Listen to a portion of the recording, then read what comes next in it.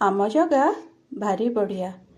ब्रह्मार मुखर संभूत तुम्भे स्वभावे प्रजानाथ एणु पवित्र तुम्भ देहि सुविद्या तप छंदमयी जोग साधने अलंपट तुम्भ साधन स्वर्ग बाट ए तुम्भ धर्म रक्षा अर्थे से पितामह ए जगते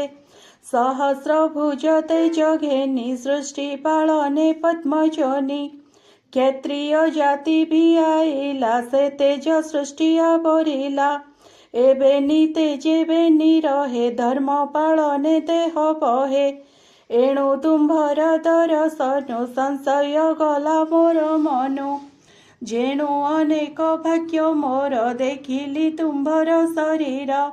प्राकृत जन मानकर ए रूप अटे अगोचर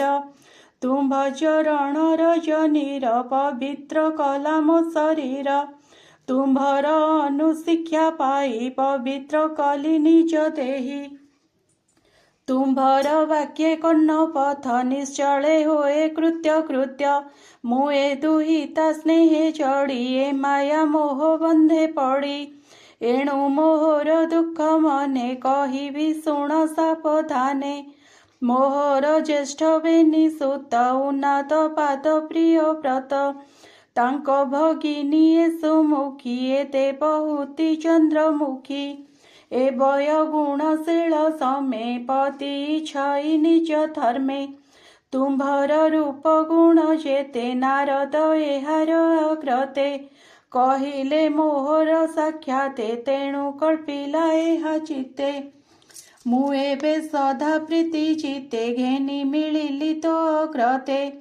तू धर्म ज्ञानीकर वर गृह में धीर कर्म कर एणे तो प्रतिवाद नाही निष्काम धर्मे जेबे थाई उद्यत भोग जेबे छाड़ी जे जांदी भिक्षु पथ माड़ी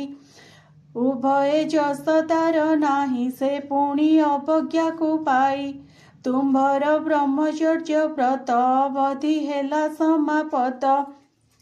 एबे तू गृह मेदि धर्म कर सफल ए उद्यम ए देवहूति कन्या मोर वेद प्रमाणे विभा कर कधर्म उवाच तुम्भर आज्ञा शिरे धरी ए देवहूति विभा करी रमिबी संसार धारणे आत्मार उत्पत्ति कारणे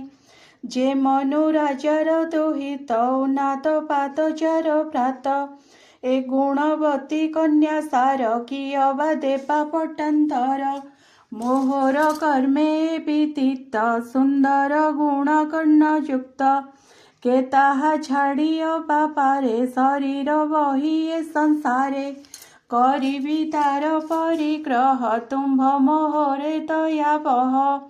किंतु ए नियम मोहर शुण हे धर्म पाल पर जाबत एहा कोळे जात सुंदर गुणवंत पुत्र तावत गुहाश्रमे रही तहु संन्यास करी पई तुम्भ वचन मान्य मोर ए भावे जन उपकार ए मंत विष्णु अनुमूति तुम्भकु कहिली संप्रति मैत्रेय उवाच ए मन्ते द्विज वाक्य शोणी संतोष चित्ते राजा राणी मुनिंगी वर वेश करी वेद विधाने कन्या बरी विभाव देई से उत्सुक अनेक देले यौतुक भूषण वसन कांचन गृहोपकरण विधान झिय जुआई प्रति अर्थे से राणी देले बहुमते सकल देइबे निजने बोधिले अमृत वचने आनंद चित्ते दंडधारी मुनिंगी आलिंगन करी कंठ कुंठित अश्रुमुखे दुहिता स्नेह भंग दुखे हे मात बोली अश्रुमुख दुहिता दुखे अति दुख दुहिता केश नेत्र जले अति कातरे यात्र कले मुनिंगी कन्यादान देई आनंदे कृत्य कृत्य होई रथ आरोहिबे निजने गले से आपणा भुवने जाते देखते नरपति ऋषिंह आश्रम संपत्ति से पुण्य नदी सरस्वती अति शोभन तटवती से ऋषि कल्याण नदी तटे अनेक ऋषि निकटे पर्ण कुटीर से भी आई सुदृढ़े कुशका सछाई से नदी तीरे सुखे रही विष्णु भजने योग्यताई ता तटे मुनिंक आश्रम देखिता शोभा अनुपम मनोरचित तृप्त हेला सुगृह मार्गे चली गला से ब्रह्मावर्त प्रजा जने मनुआ संदेश भुवने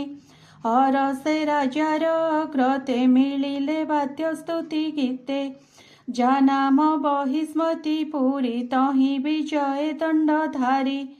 बराह अंगर कंपने रोम पढ़िला जेउ स्थाने से कुशकाश होई चहि नित्य हरिर तेज बही पूर्वे ऋषिए जेणे करी असुरंकर दर्प हरि जे यज्ञ विष्णुपाद तले यज्ञ पूजिले एक मेले से मनु स्थान तहि पाई यज्ञ पुरुष यज्ञ ताहि पुर निर्मित कुशकाशे से स्थाने तापत्रय नाशे